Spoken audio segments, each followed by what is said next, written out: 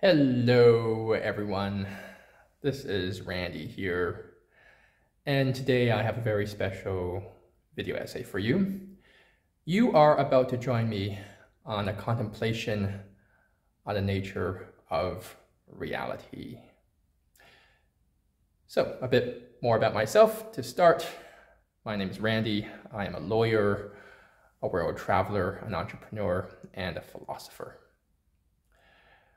I spend a lot of time thinking about the nature of the world, the nature and the state of things.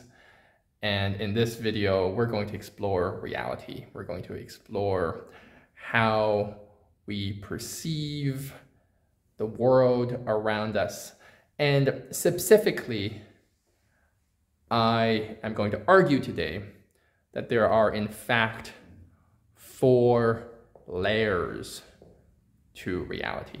3 that currently exist, and 1 that will exist very soon.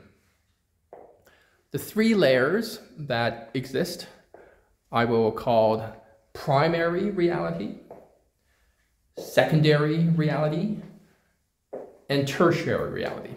The layer that does not currently exist is quaternary reality, and I will explore what that means. So just to give you a summary of these terms and in today's video before I go into depth as to what I mean by these layers. You can imagine reality as being sort of layers of a cake or an onion, or maybe even a better analogy is Photoshop. If you've ever used Photoshop, there's different layers on top of a picture.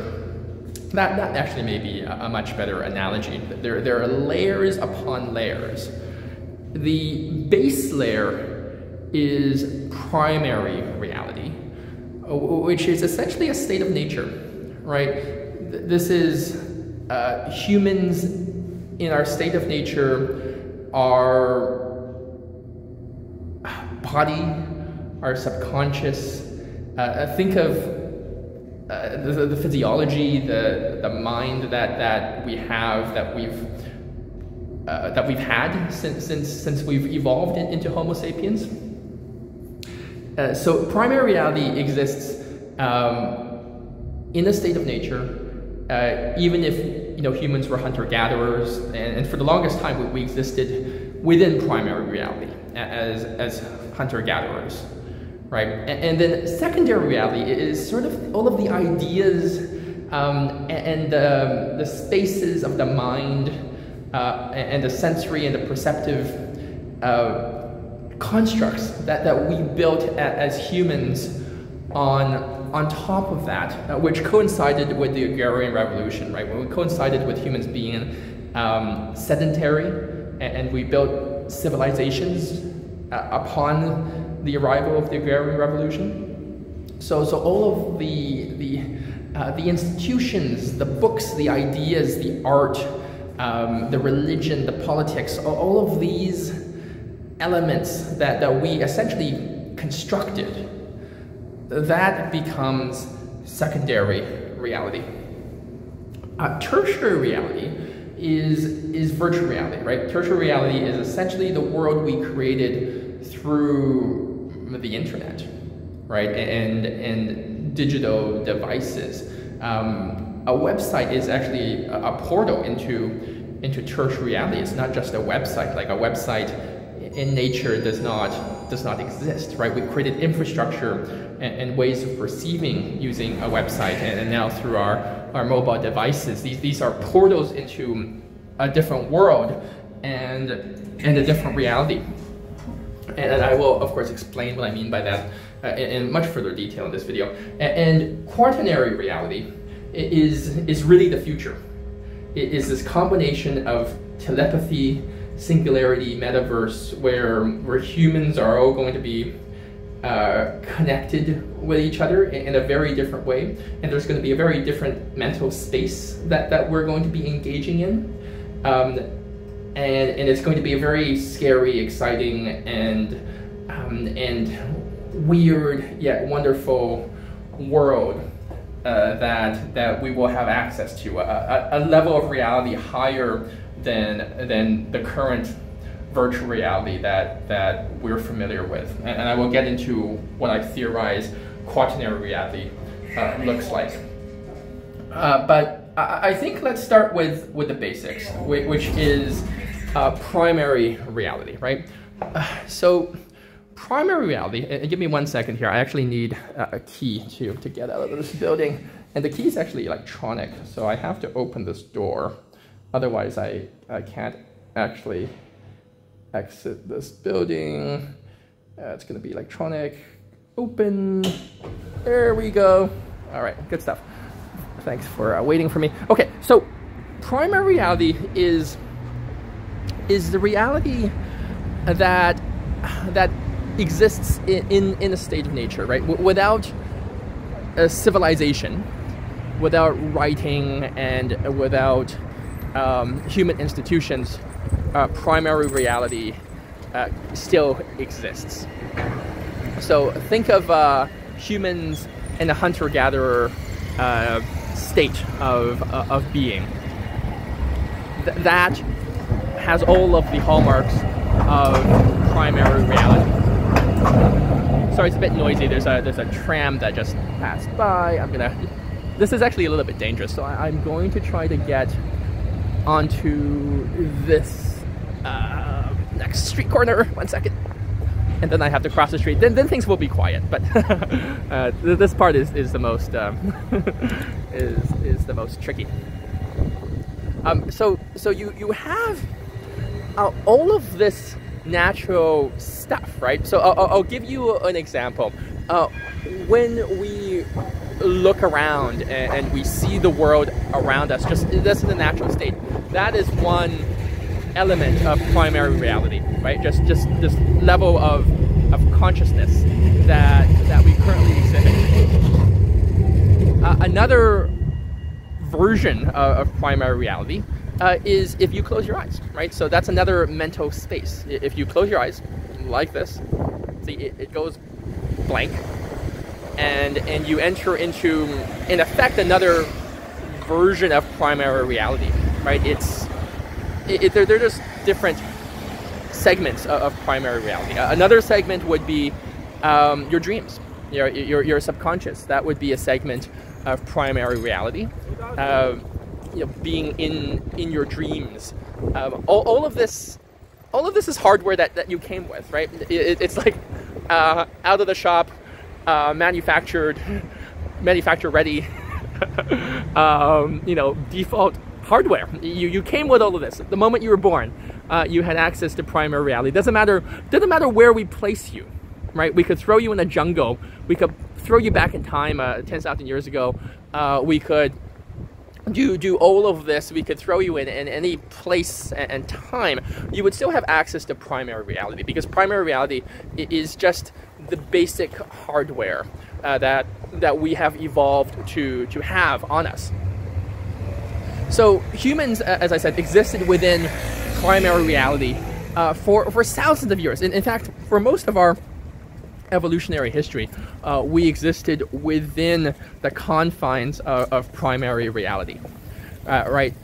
We were hunter-gatherers. We had some technological advances, like fire that we discovered. We had basic stone tools, but most of the reality that we experienced was what we could sense, what we could see and hear and smell around us.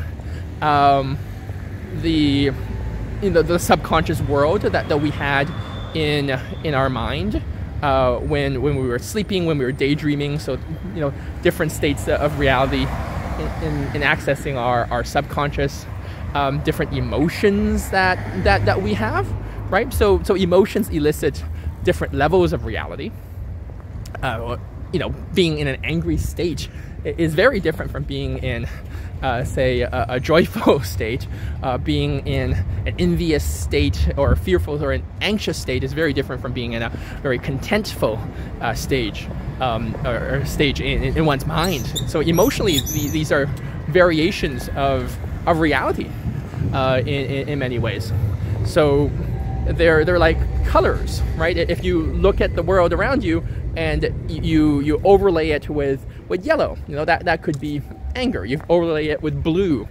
I'm just using an analogy. That could be fear. You overlay it with red, and that could be like a different emotion.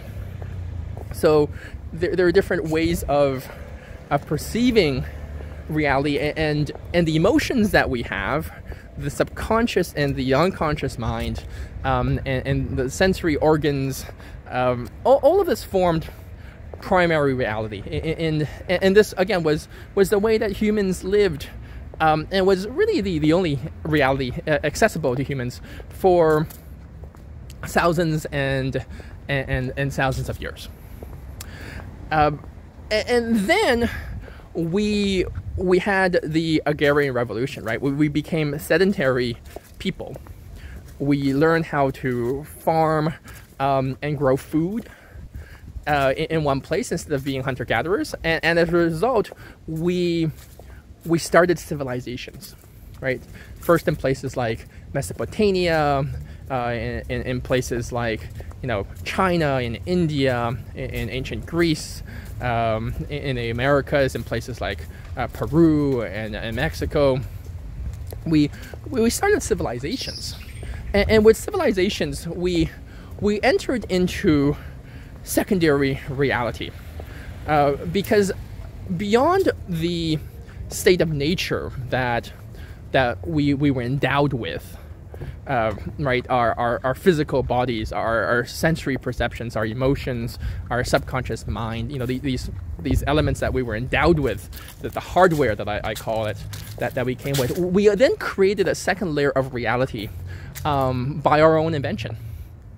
So you know, a very simple example is a city, right? A city doesn't exist in nature, right? We created rules and structures around how a city operates, right? The way that I'm walking, the way that structures around me formulate some type of rule, right? So some structure, the architecture, all of this is actually an element of secondary reality, because we created it, and now this is the reality we lived in. This is sort of man-made.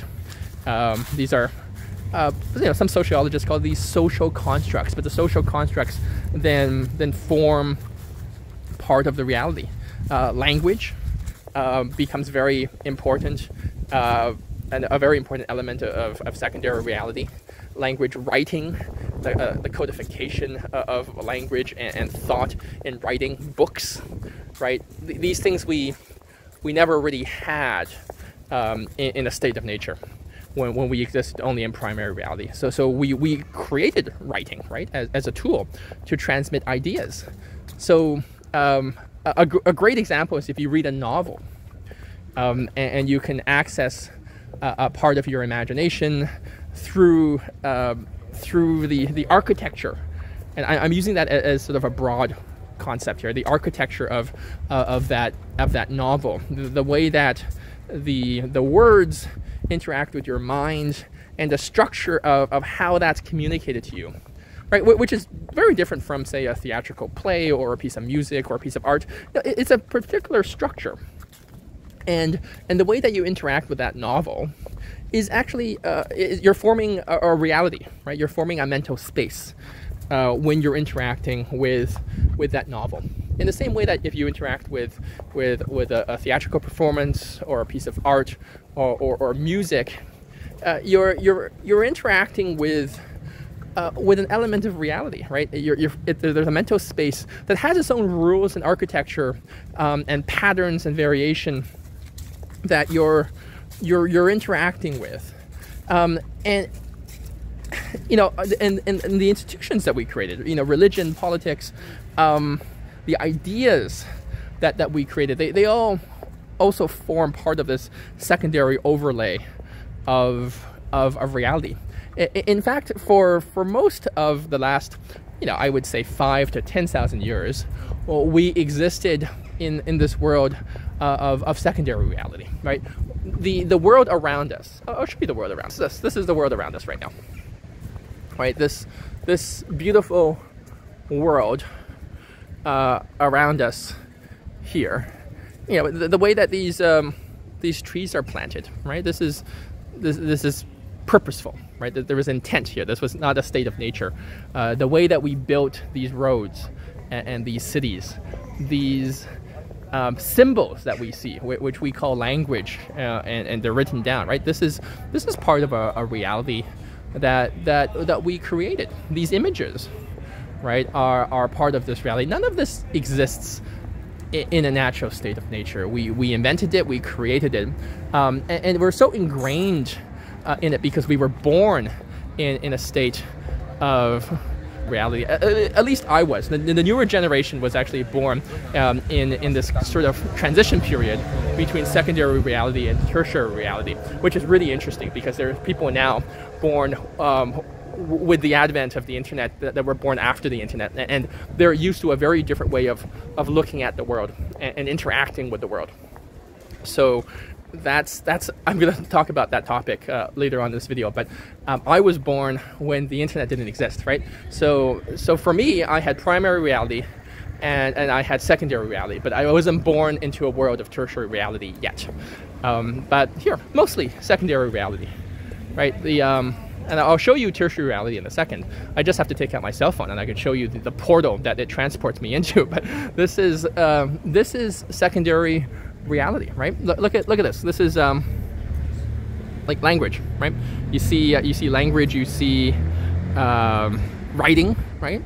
You see structures and colors of houses. This we created that. We created these houses, these inventions like bicycles. We created that. Like this house doesn't have to be this way.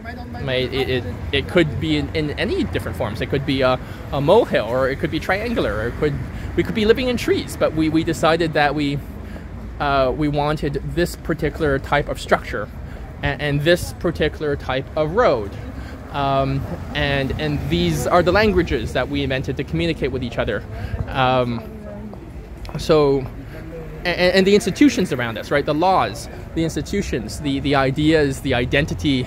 You know, we identify as well. Here I'm in the Netherlands, so a large group of people here would identify as being Dutch.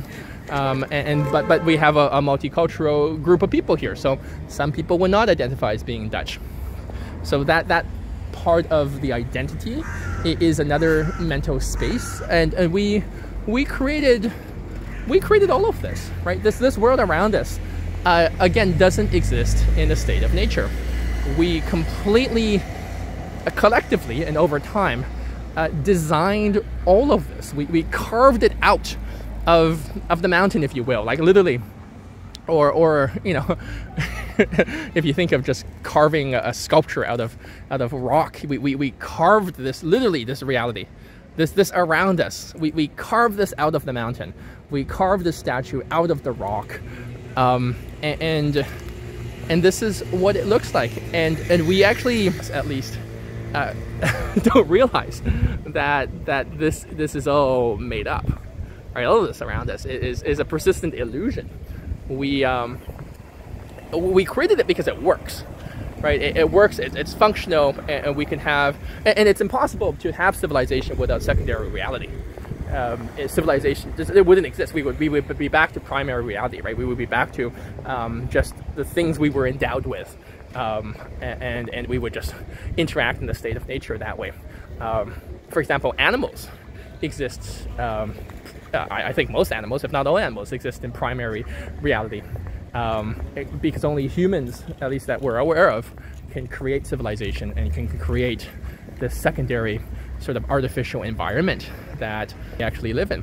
So here we are. This is the artificial environment that we live in, right? We made this up. All of this we made up. Okay, so that being said, secondary reality is the world that we're used to, but we're entering into. Well, we already have actually entered into tertiary reality, and tertiary reality is here. I'll show you. I'll show you tertiary reality. This here, this is a portal, right, into a different reality. It's not just a tool, right? People who think this is a tool are misinformed. This is actually well, it is a tool, but it's much more than a tool. The world that exists that can be accessed through here. Here, just give me a second. I will give you an example. I actually have to enter in my passcode, which is annoying to do with one hand. But here, right? We go to Google. And Google. Here we go. Right. This is Google. Like, what is this? This is structure.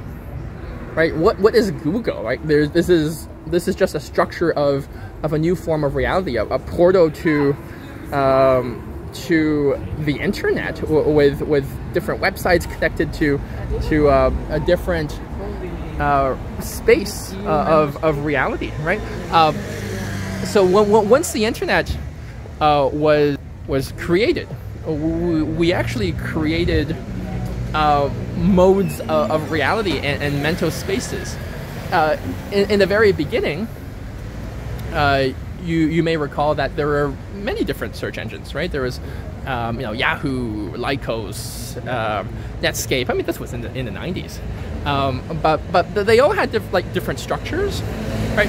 None of this is natural. And now you mostly just have Google, right? You have one way of searching the web, one way of interacting with this portal of virtuality, and you have all of these websites. Well, what is a website? Right? It doesn't really exist, but of course it exists, right? We know that it exists. It's natural that it exists, but it's not natural at all. Like, what is a website? Right? It's also a portal into a way of understanding and perceiving and interacting with reality, but it's tertiary, right? It now exists in a world that is not physical anymore. So it's the physical world. Secondary reality, to a large extent, still exists or is based in the physical world. A world that you can feel and touch, like this. Here, look at that. You can feel that.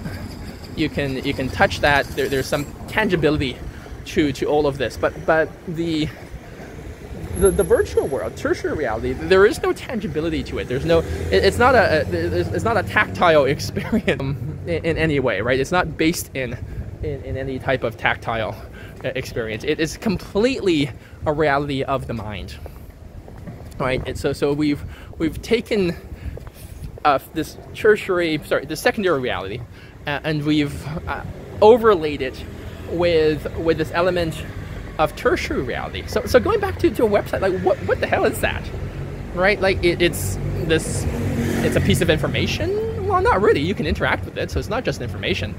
You can click on things and things happen, and that's just a very basic website. There are very complex websites where you can do much more than just click on things and information. I mean, the beginning of the internet may have just been information, like an electronic library, but it's become so much more than that.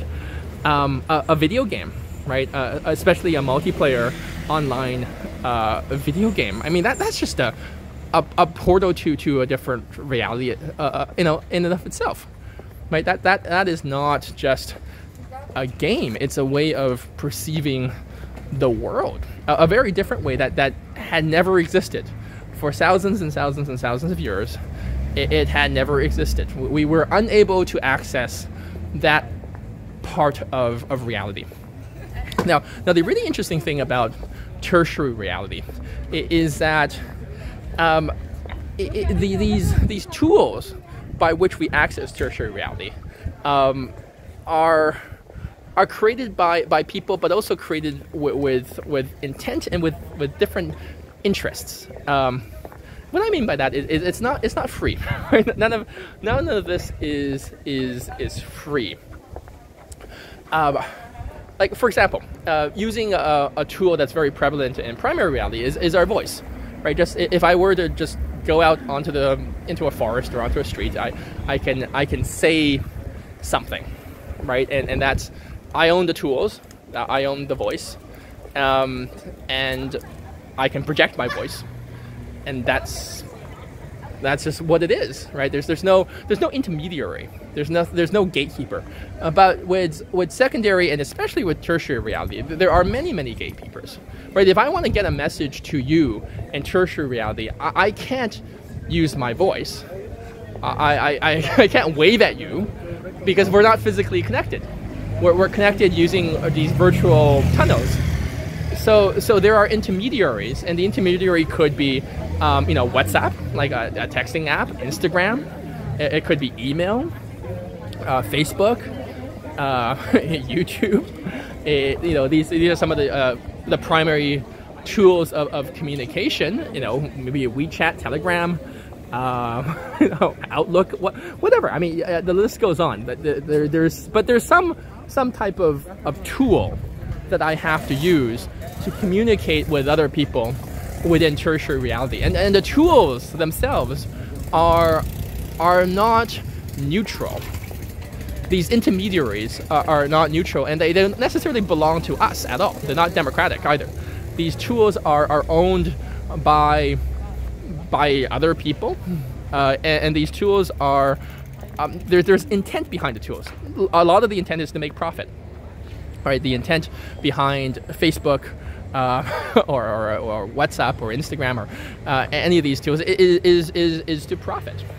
Right, so these are not neutral tools, and that's one of the big problems of tertiary reality, is that this reality is not sort of a neutral reality. If you go into primary reality, you go into a forest somewhere, and you just have your feelings, your mind, your subconscious, your body, it's neutral, right? Nature does not have an intent. It could be dangerous, but there is no intent in nature. Not in the same way that if you access your Facebook feed or your Instagram feed or social media or Twitter or X, whatever you want to call it these days, it actually has an intent, right? And the intent is embedded in the algorithm, which is either to increase user engagement, which is to get you hooked onto using the app more, or to sell you something. So in order to interact in tertiary reality, you have to go through intermediaries. Does that make sense? Right? In primary reality, and to some extent in secondary reality, you don't have to go through intermediaries. Although it's secondary reality is, there's a lot of intermediaries in secondary reality as well. But let's talk about primary reality. There's no intermediary. That's just you using your voice, saying something in the world, right? Or you physically going up to somebody and waving at them or pushing them or whatever you want, right? There's no intermediary. You don't need a tool for that. But now everything has an intermediary. Just to communicate, it has to be communicated through an intermediary, and the intermediary themselves, the people control the intermediary, and perhaps when the intermediaries themselves become sentient or near sentient, there's some level of intent. And the intent is not necessarily in your best interest. It's in the best interest of the designer of the intermediary. So we have this world where, we have these levels of reality, and tertiary reality is a world that's really interesting because, as I mentioned earlier, there are people who grew up in a world of the internet and of devices and apps, and they have no recollection or memory of a world that didn't have these things. Right? I remember dial-up. I remember the early stages of the internet, and that was a very, very different world. And there was a world, and it operated really well, by the way. A world without the internet, without tertiary reality, it operated fine. Like we didn't have to invent this stuff. Honestly, we did not have to invent any of this. The world was operating just fine, and in many ways, we were happier at the time. In the late 80s, early 90s, the world was just simpler and in a way a lot less complex. And there are fewer mental health issues, but here we are. We did it for innovation, for profit, whatever the hell we did it for, and here we are. We have groups of people who are now digital natives, right? These are people who who exist primarily in tertiary reality, right?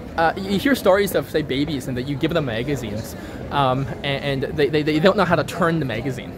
Because they're trying to swipe at the magazine and hoping that the digital page would turn, right? They're literally swiping at a magazine without physically turning the pages because they have no basis to interact in primary or secondary reality. They're digital natives. They now interact mostly through tertiary reality. You see these behavior changes where a lot of young people don't take phone calls anymore. They're afraid to hear their own voice or to talk to people. So they're obsessed with texting, which is part of the behavioral changes when you exist in tertiary reality.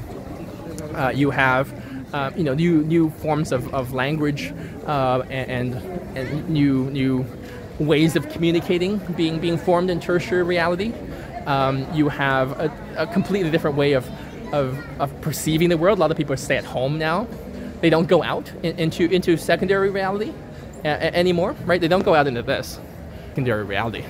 This is, you see these buildings, you see these roads, you see the words, you see the people. This is still secondary reality, but a lot of people don't go out into secondary reality, right? They're not interested in secondary reality. This artificial world that humans created that still has some fundamental, tangible element to it. They exist within the confines of tertiary reality, right? They're playing video games and they're just in that world, right? This virtual world, or this metaverse that's about to be developed, or they're existing purely in the world of emails and texting, and they no longer make contact with other humans in real life, right? So these are the digital natives who actually don't know any better, right? When you grow up surrounded in a world of Instagram, Facebook, YouTube, TikTok, when you have your apps on your phone and that's just your primary mode of communication and perception and reality and identity, then that's all you know, right? It's not your fault, but that's all you know. It's like a person who's born in the Amazon and has a bow and arrow and hunts for food, and you throw him into a city, right? Which is secondary reality because it's artificial. We created it. That person will have an extreme amount of culture shock, right? You take one of these Amazonian tribes people and you throw them into a city, they're going to have no idea what's going on, right? They're not used to this reality. In the same way that there's going to be huge amounts of cultural shock. Secondary reality is really beautiful, so I'm going to show you more secondary reality here. People are going to have huge amounts of cultural shock, right? When you switch back and forth, and you have the groups of these digital natives who are now, and when they have children, it's going to be even worse, in the sense that they're going to be more and more removed from primary and secondary reality. They're going to have less connection with their own bodies. They're going to have less connection with their subconscious. They're going to have less connection with their emotions, and they're going to have less connection with civil society, with other people. So all of this that we built up for thousands of years, they're going to have less connection with that. They're going to have different connections and a different way of looking at the world, for sure. So it's not to say that they're not functional, but they're going to function in a different way. And me, maybe I'm talking like a dinosaur here, but my way of looking at the world will also eventually become obsolete, right? There's going to be 50 years from now, people who are looking back at this video, or not looking at that time, will probably just be directly downloaded into your brain. You're going to have a very different view as to what I'm saying, because I exist as part of a cohort, right? I was born in the mid-'80s. I exist as part of a cohort of people with a particular perception. In fact, I'm the last generation of people born within secondary reality.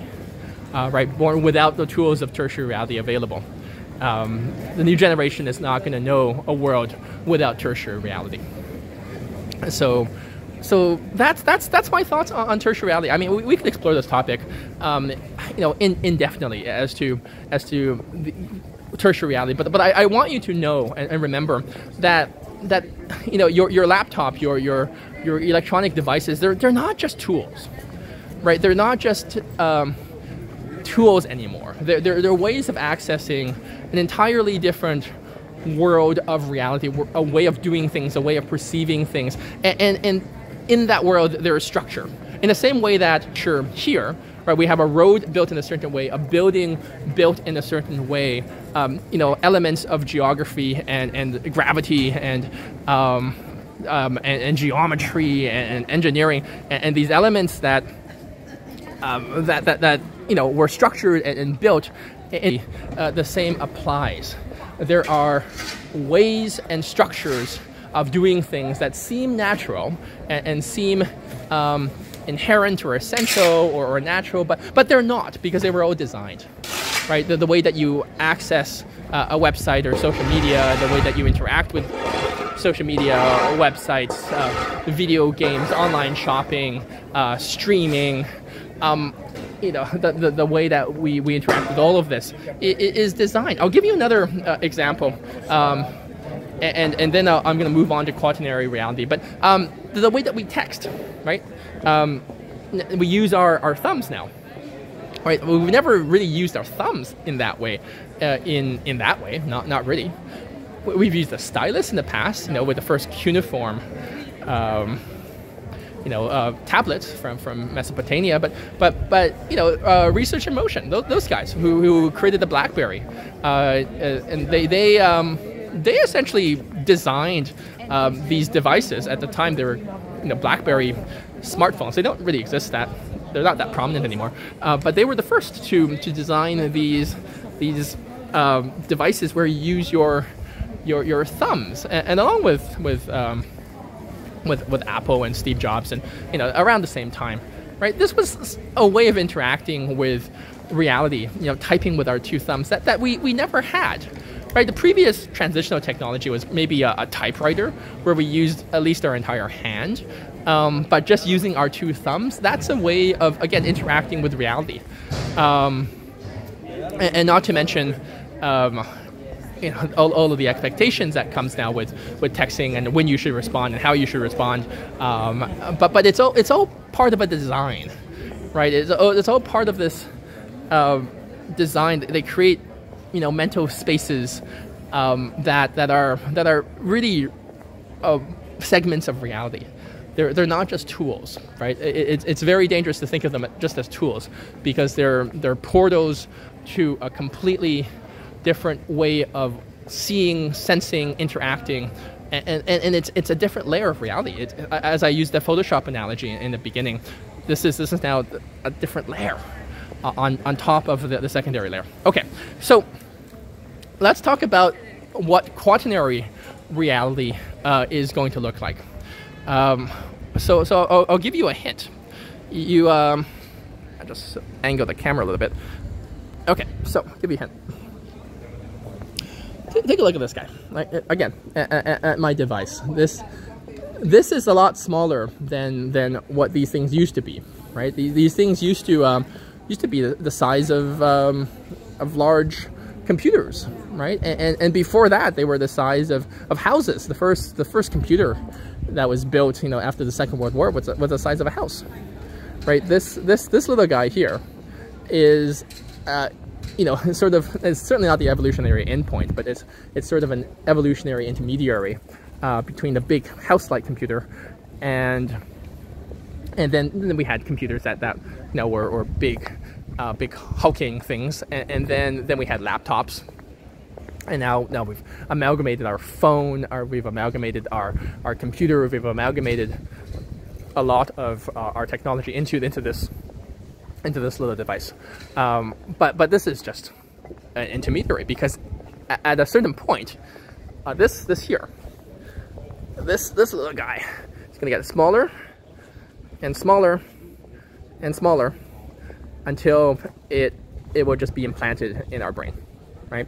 That's the evolution of this tech, right? It's getting smaller and smaller and more personalized, and it will eventually just be implanted in our brain. Think of the logic of it, right?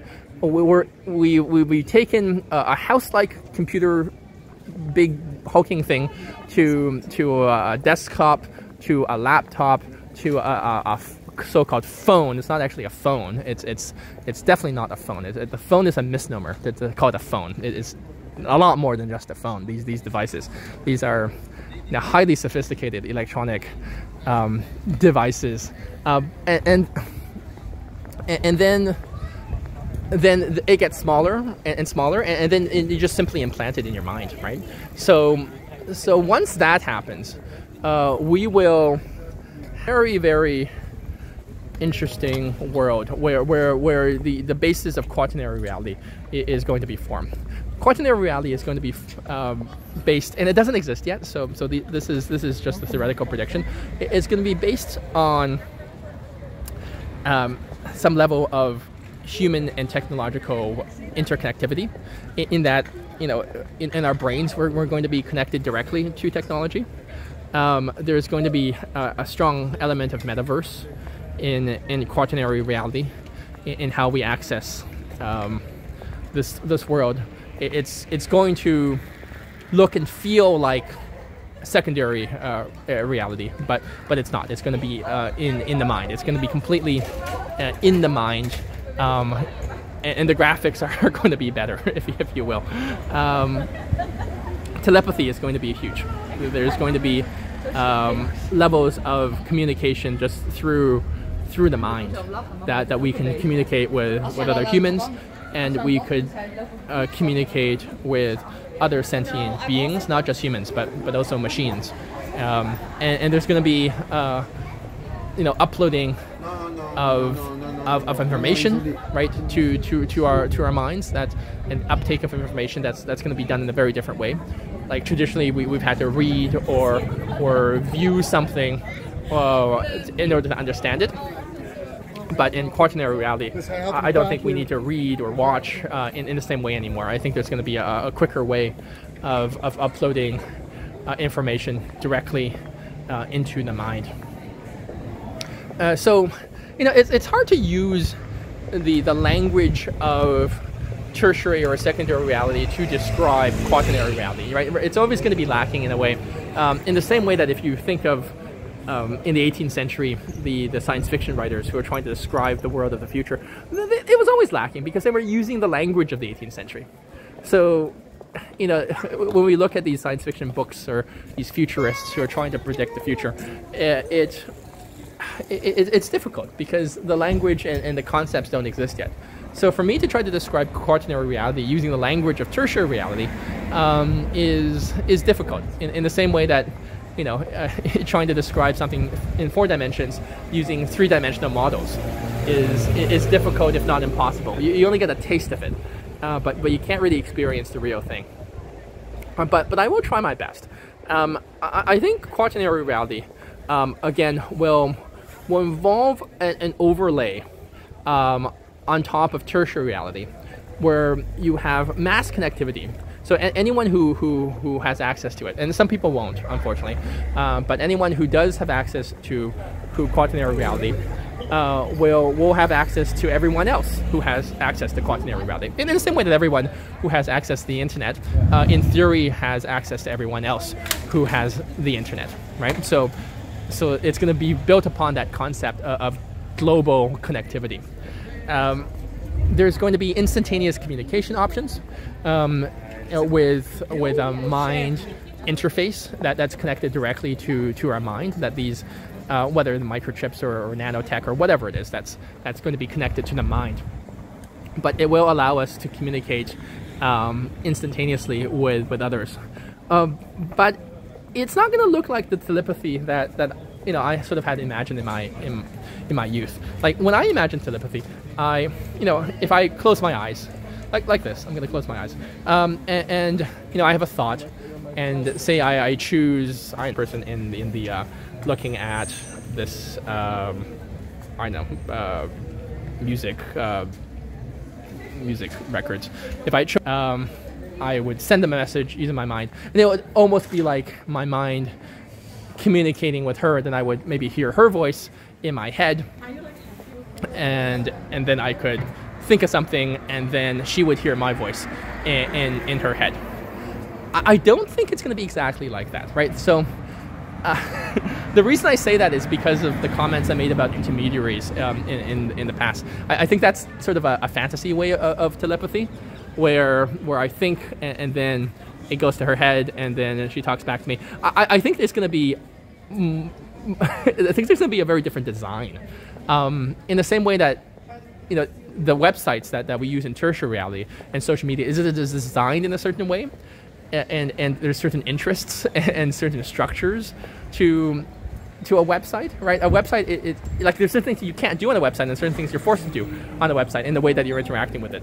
I think telepathy is going to work in the same way, that because the intermediaries that design the tools, the railroads, and the funnels and the channels by which telepathy is made possible, they're not going to be neutral intermediaries, right? It's not a state of nature. They're going to be companies, most likely companies, not governments. I would say that most likely companies and corporations or self-interested parties that are going to create the tools. But these tools will come at a cost, right? And they're going to be structured in a way that doesn't necessarily benefit you. They're going to be structured in a way that benefits them. So telepathy may have some element of, like, for example, advertising, right? Like you want to communicate with somebody. Well, you have to download an or not download. It will be forced upon you already. You're going to have to view in your mind an advertisement first. Here's a simple example, right? And there's going to be certain people that you won't be able to choose. I wanted to communicate telepathically with some of these people. They could potentially block me in the same way that on social media you can block people at the moment. You can't just like communicate at will with anyone you want who's linked to Quaternary Reality. I think they're going to be like Facebook profiles, in a sense that you have to sort of like knock at their door and say, hello, I want to communicate with you. So I would imagine that the users of this technology will want to be able to block people and say, look, I don't want to communicate. I don't want to get messages, right? Mental messages from people right now, or only certain people I can get messages from. In the same way that on a Facebook website you can block certain people and have a group of friends and have sort of an inner circle and an outer circle of communication. I would imagine something like that would exist, sort of metaverse telepathy, and the overlay, I think, would look similar to our reality in terms of the graphics. I think that would be most natural in the sense that we would have this sort of overlay, but on top of that, some level of immediate teleportation between different pieces of this reality, right? Immediate teleportation in that we could go really anywhere within this reality. So I don't think it necessarily makes sense to replicate the real world in Quaternary Reality, right? So to have a replica of secondary in Quaternary Reality. I don't think that actually makes sense, where we just replicate all the countries and the geography that already exists. There's going to be new geography, and I mean geography in a very metaphoric sense. There's going to be new geography that exists, new landscapes that exist within Quaternary Reality. That is not going to be an exact replica, right? Websites are not exact replicas of books and libraries. They're not. They're their own thing. They have elements of libraries and books, but they're not. So Quaternary Reality is going to look very different. It's not going to be sort of like, hey, we're just going to upload secondary reality into a virtual world, and everything's going to look the same. And it's like the metaverse, where you can walk around and have virtual avatars of everything in the same way, in the same function. That's unnecessary, because that's already secondary reality. You can already have that. Quaternary reality is going to look very different. It's going to be a different level of connectivity, and I don't know how to describe what it's going to look like, because it doesn't exist yet. But I would imagine it's going to be sensory, right? There's going to be a visual, audio element to it, and there's also going to be of of direct communication and being able to access people, and perhaps instantaneously, because all the technology is now going to be in our mind, right? It's the if you remember what I said about the cell phone, it's going to be now a cell phone in our heads that's connected directly to our brains. So instantaneous communication and access to information. There are going to be people who cannot access quaternary reality, right? In the same way that there's people who cannot access tertiary reality at the moment. There's people who can't afford the internet, don't have access to the internet, are in countries that don't have Wi-Fi. These people exist, right? And I think the majority of the world has access to the internet on a daily basis, but there are some segments of the world who do not. And the same is going to be true for quaternary reality. There's going to be groups of people for financial reasons, political reasons, cultural reasons, different types of reasons who will not have access to quaternary reality. They will not be able to access this world, this funnel, this portal, and they will be left out. In the same way that certain people without the internet, I mean, they can function, right? They can still function, but they will be left out of different ways of doing things, right? They won't be able to book certain, like right now, if you don't use the internet, there's certain things you cannot buy, right? Certain things online that you cannot buy. You can certainly go and try to buy them in person, but there's certain things online you cannot buy. Certain hotels that you won't be able to book, or train tickets that you won't be able to buy, or museum tickets, right? They're just an example I'm giving because I'm traveling a lot, and certain things are just online. They're strictly online. You just can't get that in secondary reality anymore. You have to get it through tertiary reality, right? The entire infrastructure of the commerce exists in tertiary reality, right? I had a video previously about dating, and a lot of dating now happens in tertiary reality, right? Through profiles and these dating apps. It doesn't really exist in secondary reality anymore. And some people are going to be ostracized from and not part of that system. So in the same way, by way of analogy, there's going to be certain people for one reason or another who will not have access to quaternary reality. They may have access to tertiary reality, but it's not going to be for everyone. And this is the thing, going back to what I was saying about primary reality, right? We're all endowed with our bodies, with our voice, with our physiology, with our subconscious, with our emotions. We all have access to it at any point, but as you have layers of reality on top of all of this, certain people are going to be excluded, right? Certain people are excluded from secondary reality, right? The human world that we built is not for everyone. Most people are part of the civilized, well, not civilized, but the artificial world that we built. But you still have some nomads and people who live in the jungle. Not very many, right? There's probably fewer than 100,000 people in the world right now who live a nomadic lifestyle or sort of a tribal lifestyle in that way as of 2024. Right, there are probably fewer than 100,000, I would imagine, people living like in the woods, like with no technology at all. But you're going to have that situation where you're going to have certain people who won't have access to quaternary reality, and they will be excluded from I guess mainstream society at that particular point. Which is going to be very interesting, right? They won't have these links in their mind. They won't be able to communicate through telepathy. They won't be able to upload knowledge and download knowledge in the same way. They won't be connected to different modes of artificial intelligence in quaternary reality and this metaverse in quaternary reality. So there's going to be social issues there. But yeah, I predict that quaternary reality is coming soon. It's coming soon. I don't know when it's going to come, but it's sooner than you think. We know that we've this is sort of a different point. We've had these transition technologies, right? And you can follow these transition technologies. The television and the telephone, I think, are transition technologies between secondary reality and tertiary reality, right? Before things got really virtual, we had the telephone, right? It still had elements of secondary and primary reality in that you talk to someone, but that's all you could do, and then you would hang up, and it didn't give you notifications and didn't try to sell you advertising, and you couldn't see the person. It was just you could talk to the person. So, but that was certainly a huge stretch in terms of the technological innovation of the telephone and the television, right? You can't interact with the television in that way. You can change the channel, but it's like everybody has a Netflix subscription, right? You can choose your own, you can pause and choose your own programming, and do whatever you want with it.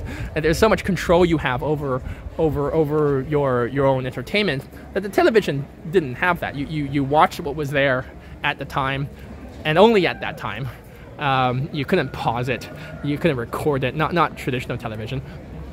And that was just a transition technology. Photography is a transition technology, right? So photography, television, telephone, radio. These are transition technologies from as we've moved from secondary to tertiary reality. Because right now all of that exists. Again, the guy right here. All of those technologies that I mentioned, those transition technologies that were huge innovations, that were monumental, they now exist right here on this little guy, right? This is a telephone, right? This is a radio. This is a television. This is all of those technologies and much more on this one little guy right here, right? This little piece of plastic and glass and metal. All of those transition technologies have been amalgamated into this. And I think we're going to see some transition technologies as well in the next 10 years that are going to take us from tertiary reality to quaternary reality. They're going to be sort of evolutionary intermediaries that will be really interesting as more of this technology develops and these possibilities of reality open up. But yeah, watch for these transition technologies. I think, for example, Elon Musk is creating Neuralink and these sort of mind link technologies. I know there's people in Sweden who've implanted little microchips into their bodies as a way to open doors and scan things. So there are people who voluntarily implanted microchips into, I think, their arms or someplace as a way to, you can like wave at a door and it opens because it now has like Wi-Fi connectivity. So watch for these types of sort of cyborg technologies. Because it's happening all around us. I remember once I talked to this professor at the University of Toronto, this guy named Steve Mann. I'm just randomly walking into his class. I was keen on just randomly walking into classes at a time. And he considered himself the world's first cyborg. He had these glasses called iTap, and which could give him augmented reality at the time. This was years ago.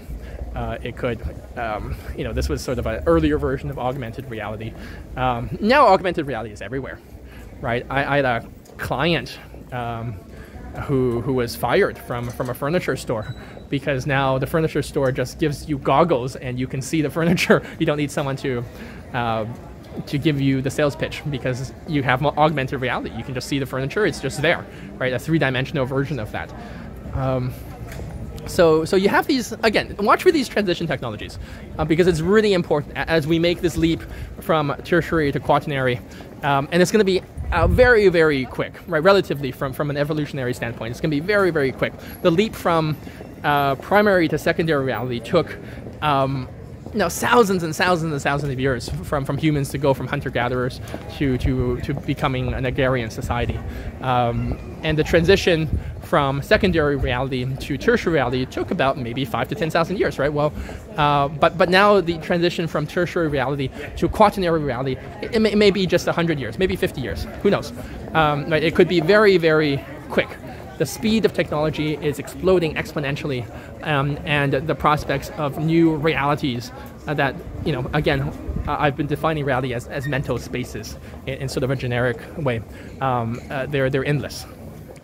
So that is my contemplation on the nature of reality, on these 4 layers of reality. I hope you've learned something, or maybe this inspires you to think about reality in your own life.